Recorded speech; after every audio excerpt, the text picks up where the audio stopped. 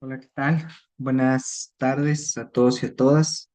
Les doy la bienvenida a nuestra clase del día de hoy.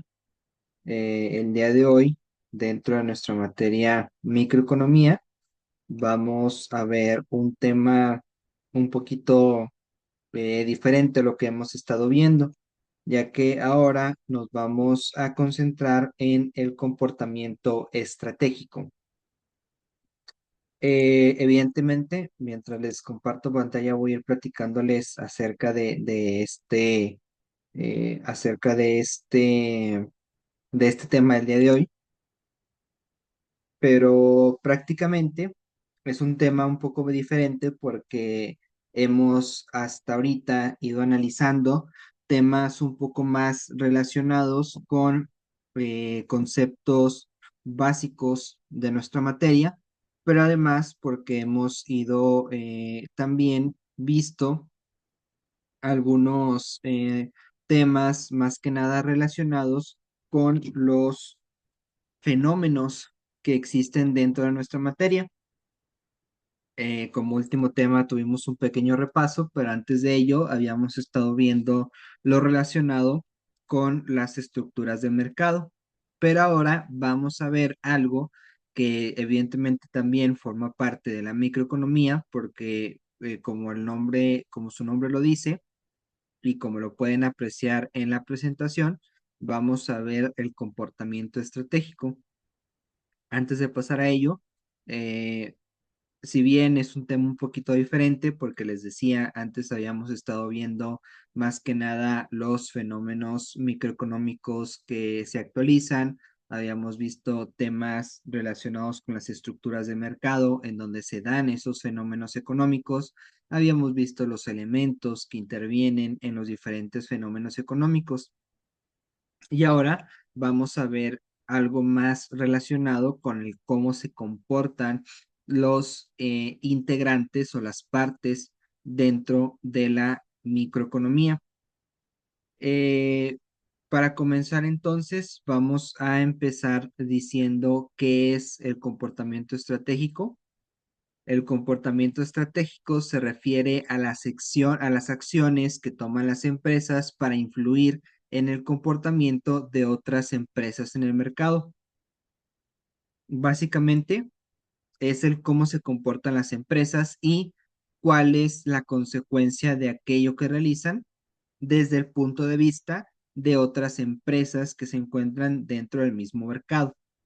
Precisamente por ello dejamos este tema para estas últimas instancias, porque para ello primero tenemos que saber temas de oferta y demanda, tenemos que saber las estructuras de mercado, cómo se manejan y además pues las posibles consecuencias de cada una de las acciones de estas empresas.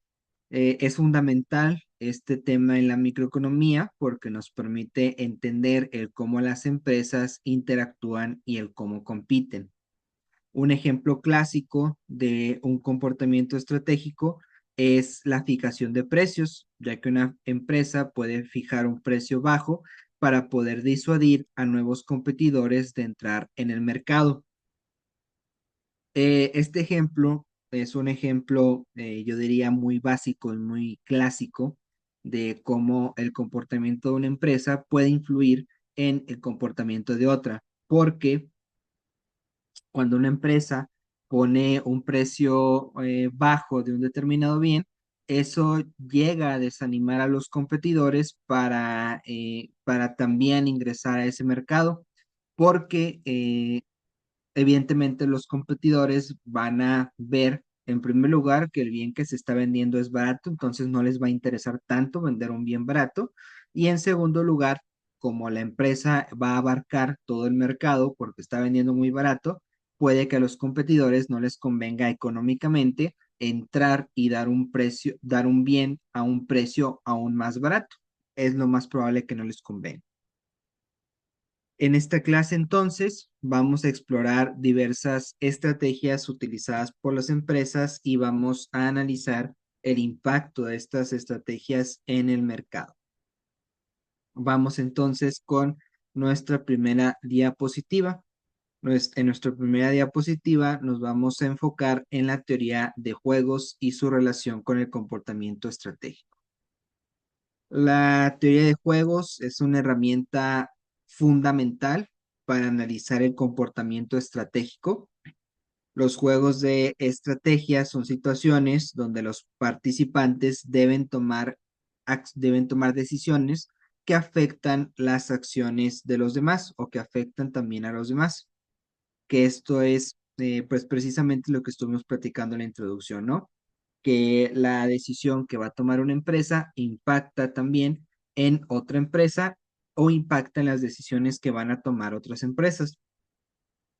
Por ello poníamos el ejemplo de la fijación de precio. Evidentemente, esta teoría de juegos fue creada precisamente para analizar ese comportamiento.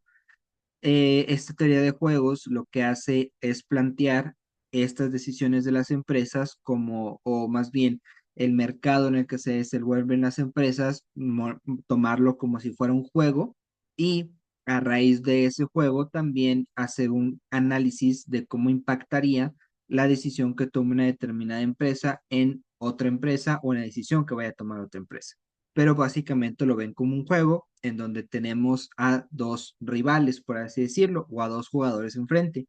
Pueden ser más, dependiendo del tipo de mercado, pero por ejemplo, esto no lo podríamos aplicar tanto en un monopolio, sí se puede analizar desde esta perspectiva, en donde la empresa monopolística es el único jugador y hace todo lo posible para que no entren más jugadores al mercado, pero yo creo que está creada más que nada esta teoría para explicar otro tipo de mercados como el oligopolio, donde hay dos o más competidores y las otras estructuras donde sí hay una intervención de más de una sola empresa. Entonces, en esta teoría de juego participan dos o más jugadores y también hay varios tipos de juego, como juegos de suma cero, donde una ganancia de un jugador es una pérdida para el otro, y también juegos cooperativos donde los jugadores pueden beneficiarse al colaborar. Un ejemplo del primer juego, creo que es evidente que puede darse en una competencia perfecta, por ejemplo, o en un mercado donde existan varias empresas y donde pues compitan entre ellas, porque puede pasar que existen varias empresas, pero que no haya una competencia, como es en el caso del segundo tipo de juego. En este primer juego, evidentemente son empresas que compiten entre sí. Obviamente, eh, si una empresa se ve beneficiada, lo que es más común o lo lógico sería que la otra empresa se va a ver más perjudicada, porque uno gana y el otro pierde, porque son rivales, son competencia. En cambio, en el juego cooperativo hay una colaboración entre los jugadores o las empresas. Esto ocurre, por ejemplo, en un duopolio donde dos empresas pueden decidir si competir en precios o colaborar para maximizar sus beneficios en conjunto. Básicamente en el duopolio, que pues es como un oligopolio, pero de dos empresas que colaboran entre sí, pues ambas empresas son beneficiadas porque se ponen de acuerdo para la fijación de precios y básicamente dejan pues a la ley de la oferta y la demanda hacer su trabajo porque ellos fijan el precio y ya no hacen nada para modificar. Otro de los temas importantes que vamos a ver durante este tema y que vamos a verlo un poquito a manera de introducción, obviamente sí vamos a verlo a fondo, pero si no mal recuerdo, en el siguiente tema vamos a enfocarnos también en el dilema del prisionero. Pero bueno, vamos a tratar ahorita de agotar lo más que podamos y en caso de que se nos pase algo para la siguiente clase, pues vamos a complementarlo. Si no mal recuerdo, es uno de los temas que forman parte también de nuestro siguiente tema, de nuestra siguiente clase. Bueno, el dilema del prisionero, perdón, es un juego también que se utiliza de igual manera para poder explicar un poco el cómo funciona este comportamiento estratégico en las empresas. No es aplicable únicamente a las empresas o a temas económicos, pero pues en general nos ayuda a explicar este tema, por eso es que platicamos de él. El dilema del prisionero es un juego de estrategia clásica que ilustra cómo la cooperación puede ser difícil de lograr, incluso cuando es beneficiosa para para ambas partes.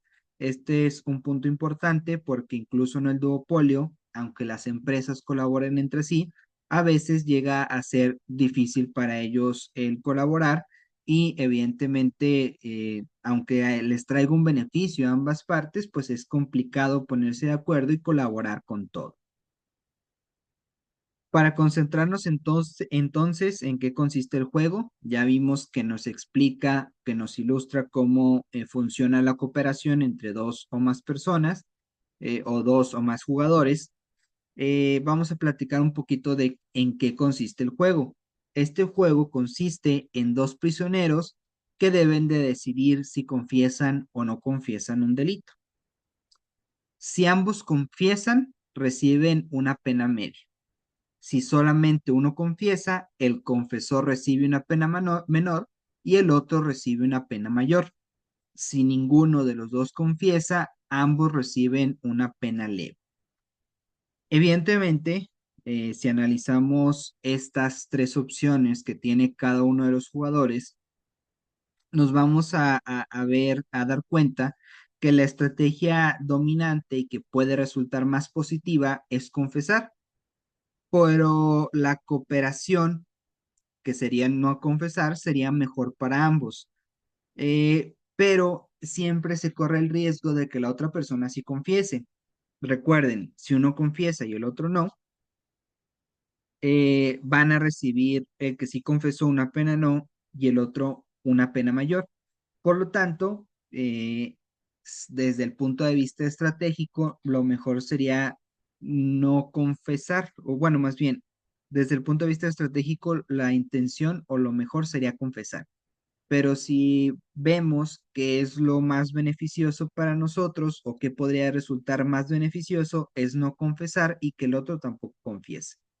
El tema aquí es que siempre va a estar la duda si el otro va a confesar o no va a confesar, porque si no confiesa, ya lo hicimos, tenemos una pena más leve.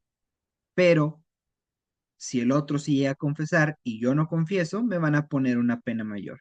Entonces, estamos hablando de que ambos prisioneros están en juego, están en un dilema, evidentemente, sin saber qué hacer.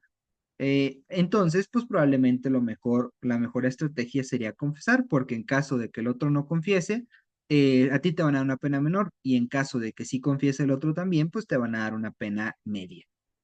Aquí la ventaja es, al confesar, es que tienes dos oportunidades que son más beneficiosas que la otra. Es mejor tener una pena mínima o una pena media a tener la pena mayor. Este dilema se aplica en la economía en general, por ejemplo, en la competencia de precios entre las empresas, ya que pues funciona de la misma manera. Normalmente si una empresa sube su precio, la otra lo puede bajar. Si la empresa baja su precio, la otra también lo va a bajar y si no mantiene igual, puede funcionar que los que se mantenga igual el precio de la otra empresa o puede pasar que también baje ese precio. Pueden ocurrir varias cosas. Vamos con con nuestro siguiente punto, que son las estrategias de precios. Las estrategias de precios son fundamentales en el comportamiento estratégico. La fijación de precios predatorios implica establecer precios muy bajos para eliminar la competencia y luego aumentar los precios una vez que los competidores han sido expulsados del mercado.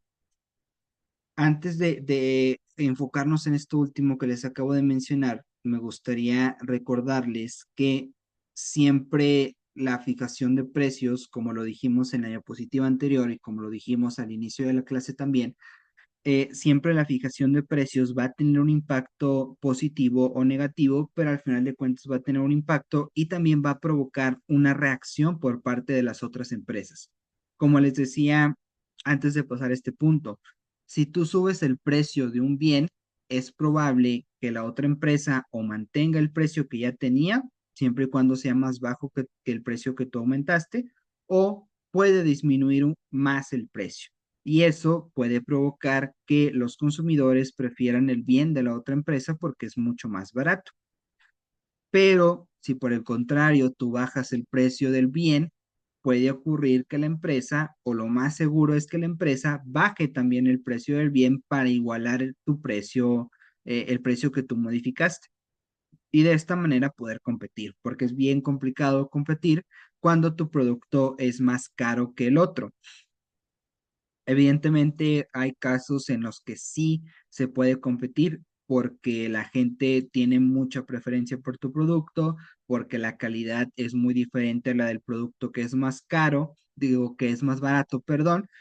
Son casos específicos y evidentemente depende de cada caso en concreto y depende de otros elementos como las preferencias del consumidor, como la calidad de los productos, como la restricción presupuestaria, pero vamos a partir de una base lógica. Lo lógico es que vayan a preferir siempre un producto pues que sea más barato, ¿no? Los consumidores siempre van a buscar los productos baratos, entonces es complicado competir en un mercado cuando tu producto es más caro, a menos que tenga pues que tenga mucha diferencia de la calidad. A lo mejor tu producto es de muy buena calidad y es muy superior en cuanto a calidad respecto al producto que es más barato. Yo creo que es la forma en la que sí se puede competir. Regresando o más bien continuando con este tema de la fijación de precios, ya les platiqué un poquito acerca pues de la importancia de esta fijación de precios y de cómo sí genera ciertos efectos, ya sea positivos o negativos. Decíamos entonces que esta práctica de los precios predatorios consiste en reducirlos a tal grado que eliminas a la competencia. Y esto va muy de la mano con lo que les acabo de decir. Cuando el producto de la contraparte es muy barato, es muy complicado competir, porque no se trata nada más de bajar el precio. Pues suena muy sencillo, ¿verdad? Nada más bajo el precio y ya. El tema es que el precio se fija de cierta manera porque va encaminado a recuperar la inversión de lo que ya gastaste durante el proceso de producción, pero también va encaminado para generar cierta ganancia y para que se cubra el impuesto que ya pagaste. Las empresas, el IVA de de todos los materiales, de todos los insumos que compran, se lo terminan cargando al consumidor. ¿Cómo se lo cargan? A través de ese precio final.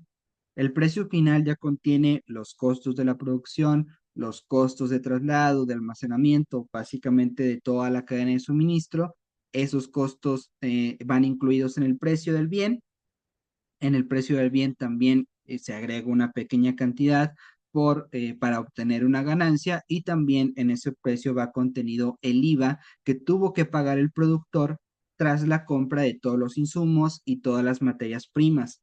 Entonces, si tú disminuyes el precio de ese bien, lo más probable es que ese precio ya no te alcance para cubrir todos los costos que tuviste que pagar, ni tampoco te alcance para cubrir el impuesto, ni tampoco te genere ganancia.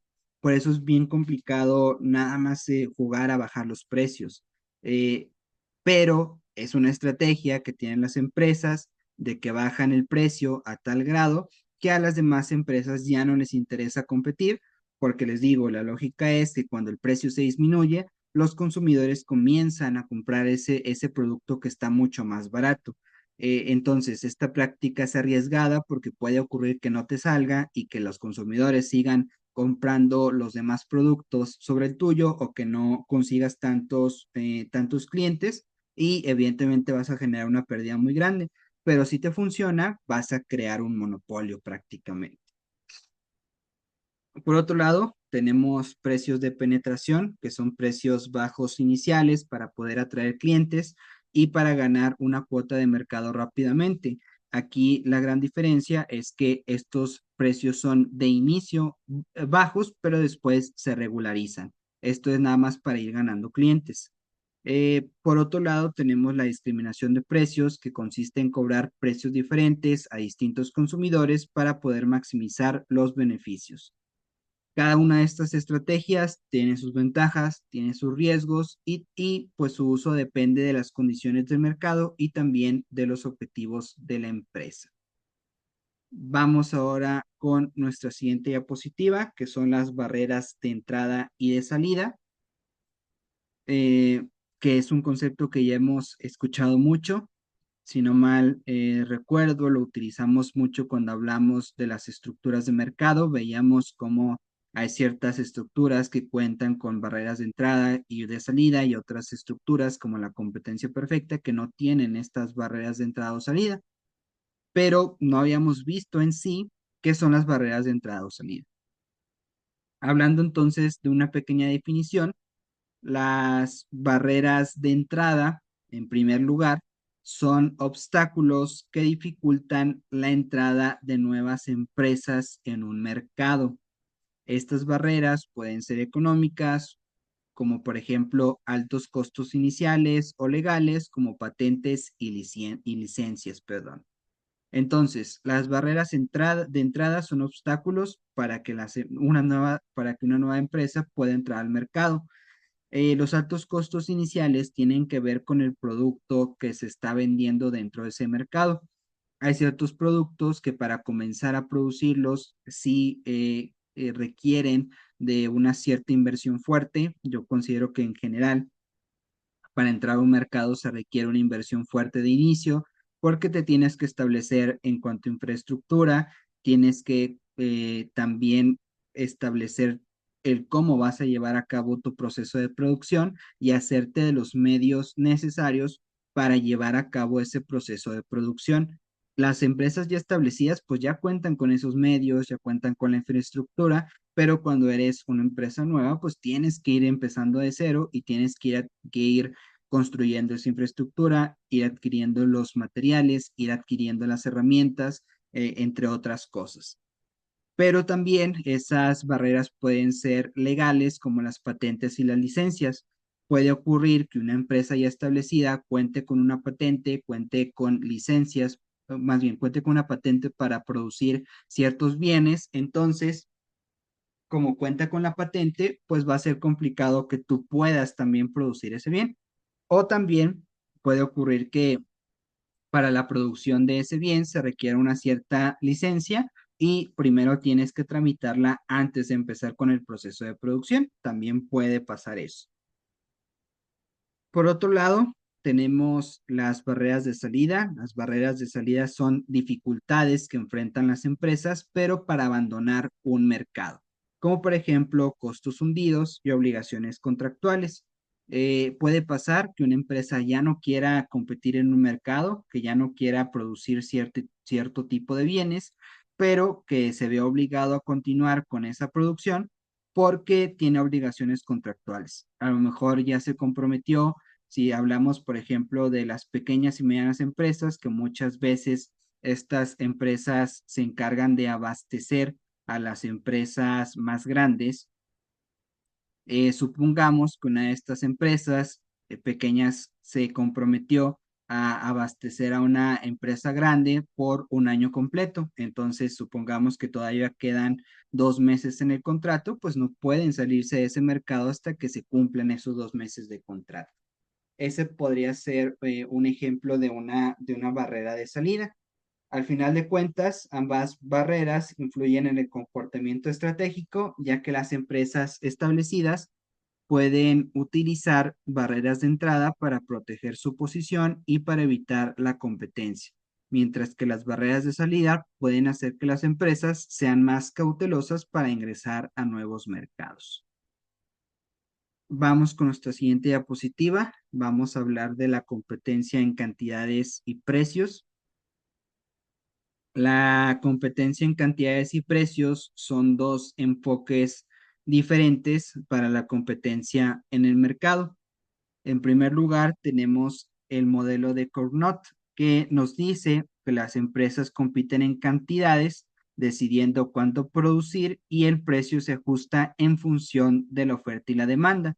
Básicamente, este modelo nos dice que las empresas no fijan el precio para poder competir con la otra empresa, que es lo que estábamos viendo con anterioridad, el cómo la empresa determina un precio y con ese precio pues se compite en el mercado. Este modelo nos dice, las empresas no establecen el precio de inicio, lo que hacen es establecer cuántas unidades van a producir de un determinado bien y ya después el precio lo van a ir ajustando dependiendo de cuántas unidades produjeron y de cuántas unidades están consumiendo las personas. Es un modelo un poquito diferente, eh, pero bueno, es uno de los dos modelos que tenemos porque frente a este modelo de Carnot que nos habla de cantidades de bienes antes que del precio de esos bienes, nos dice que se fijan antes, tenemos otro modelo de competencia de precios que también nos ayuda a explicar este fenómeno. Y este modelo es el modelo de Bertrand, que nos dice que las empresas compiten en precios, fijando el precio de sus productos y la cantidad vendida depende de esos precios. Evidentemente, ambos modelos tienen diferentes implicaciones estratégicas. Este segundo modelo básicamente nos está diciendo que la empresa de inicio fija el precio de un bien. De hecho, este modelo es más común. La empresa de inicio fija el precio de un bien, que para fijar el precio intervienen varios factores que ya hemos platicado.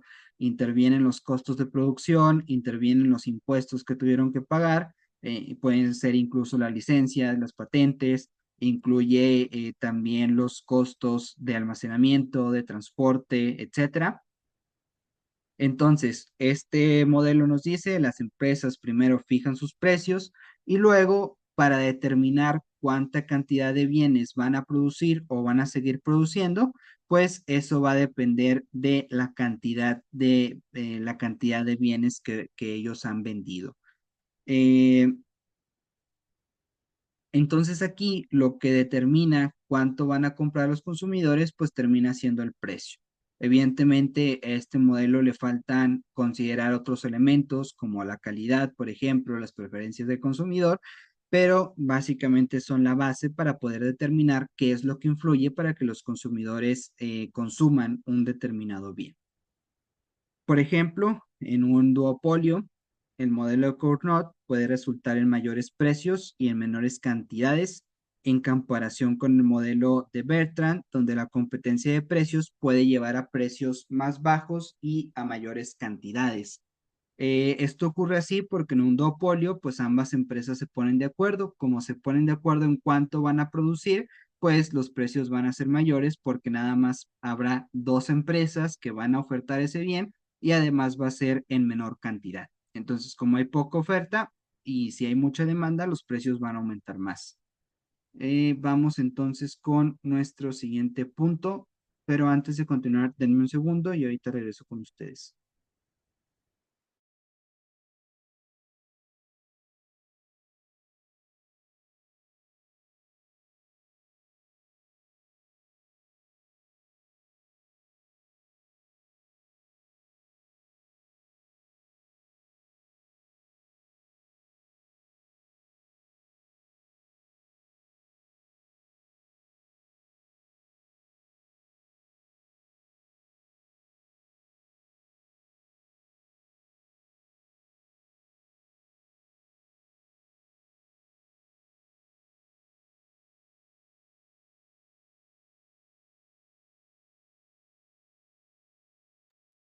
Ok, ya estoy de regreso, una disculpa.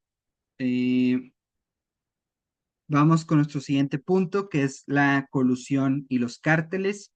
Este tema tiene relación con lo que hemos estado viendo de los monopolios, de los oligopolios, de los duopolios. La colusión ocurre cuando empresas competidoras se coordinan para fijar precios o para limitar la producción en lugar de competir. Esto les digo, son fenómenos que ocurren más que nada en oligopolios o en duopolios, donde hay pocas empresas dentro del mercado, porque cuando se trata de otro tipo de mercados donde hay muchas empresas, es bien complicado que las empresas se pongan de acuerdo cuando son muchas. Además, por lo que buscan es competir, por algo son tantas empresas.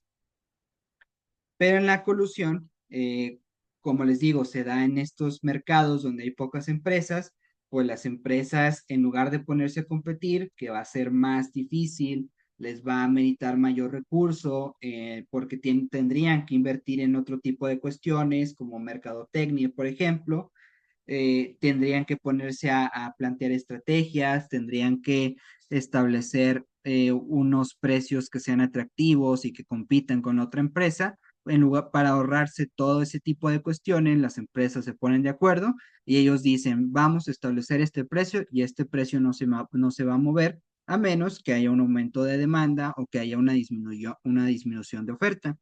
Entonces, ambas empresas fijan el mismo precio y ahora la cantidad de bienes que van a vender cada una de las empresas, pues va a depender de las preferencias del consumidor.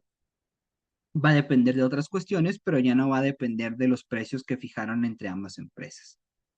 Pero también pueden acordar limitar la producción porque al momento de limitar la producción, las empresas pueden lograr que evidentemente hay una menor oferta de bienes.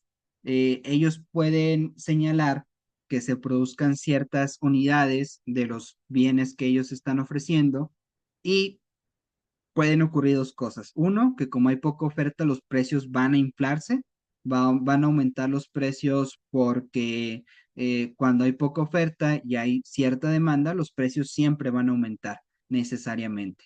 O puede ocurrir que cuando una empresa ya no cuente con unidades porque ya vendió todas las unidades de su producción, pues ahora le van a comprar a la otra empresa. Entonces, por eso es benéfico para ambos porque si no se lo compran a una, se lo tienen que comprar a otra empresa. Y cuando no ocurre este fenómeno, necesariamente va a ocurrir que se aumenta el precio porque se disminuyó la producción. Si hay poca oferta, necesariamente va a aumentar el precio. Siempre y cuando haya demanda, claro, pero veo complicado que no exista demanda si hay una poca oferta. Por otro lado, los cárteles son acuerdos formales entre las empresas para coludir. Básicamente, la colusión es el acuerdo y los cárteles, bueno, más bien, los cárteles son el acuerdo formal para poder cometer la colusión. La colusión es una coordinación para fijar precios o limitar producción y los cárteles son los acuerdos formales que hacen las empresas para fijar precios o limitar producción. Ejemplos de estos dos fenómenos incluyen la OPEP, que coordina la producción de petróleo entre países miembros, y el cártel de la vitamina en los años 90. Evidentemente, la colusión y los cárteles son ilegales en muchas jurisdicciones. Eh, porque perjudican al consumidor al reducir la competencia y a su vez aumentar los precios. Las regulaciones antimonopolios están diseñadas para detectar y también para sancionar este tipo de prácticas de colusión y cárteles, aunque la detección puede ser difícil debido a la naturaleza secreta de los acuerdos de colusión.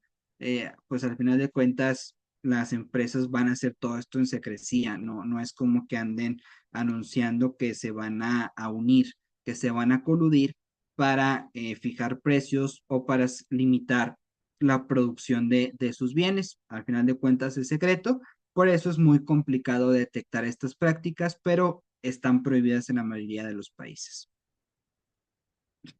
Ya para ir cerrando con nuestra diapositiva, para concluir, vamos a hablar acerca de algunas estrategias de innovación que se pueden dar dentro de los mercados para impactar tanto en la competitividad como en los precios o impactar en la estructura del mercado.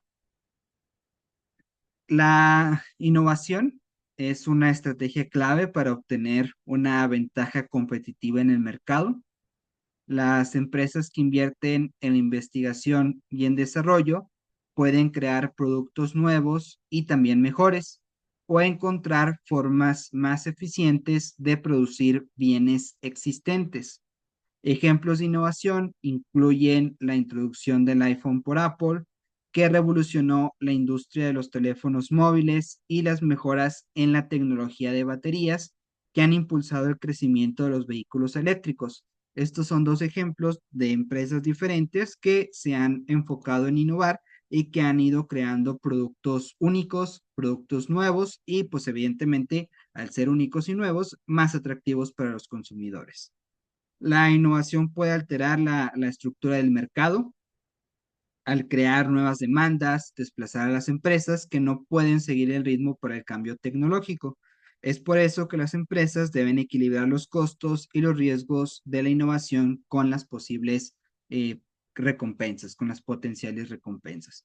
Esto puede ocurrir cuando empresas que están invirtiendo en esta innovación tecnológica crean productos que sean únicos. Evidentemente esto altera la estructura del mercado porque si tú estás vendiendo un bien único, recuerden, estamos frente a un monopolio.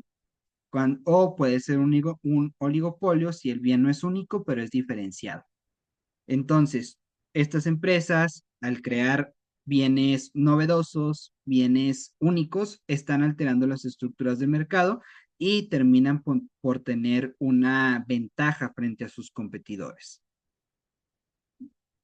Ya para concluir con esta clase, pues nada más vamos a concluir con estos tres pequeños puntos. En primer lugar, hay una interdependencia porque las decisiones estratégicas siempre consideran acciones de otros agentes. Debe existir un equilibrio, es decir, buscar situaciones estables donde nadie tenga incentivos para cambiar y a veces se tiene que buscar una cooperación porque la cooperación puede llegar a beneficiar a todos, pero es difícil de mantener si no se cuentan con los mecanismos para esa colaboración, para esa cooperación. Básicamente, ahora sí con este comentario concluimos la clase del día de hoy. Antes de irnos, recuerden que si tienen alguna duda acerca de la clase o acerca de la actividad de esta semana o algún inconveniente con ella, ustedes pueden comunicarse conmigo por medio de la plataforma y por ese medio les ayuda a resolver cualquier duda que ustedes tengan. Dicho esto, les agradezco mucho su atención y nos estaremos viendo en una próxima clase. Muchas gracias.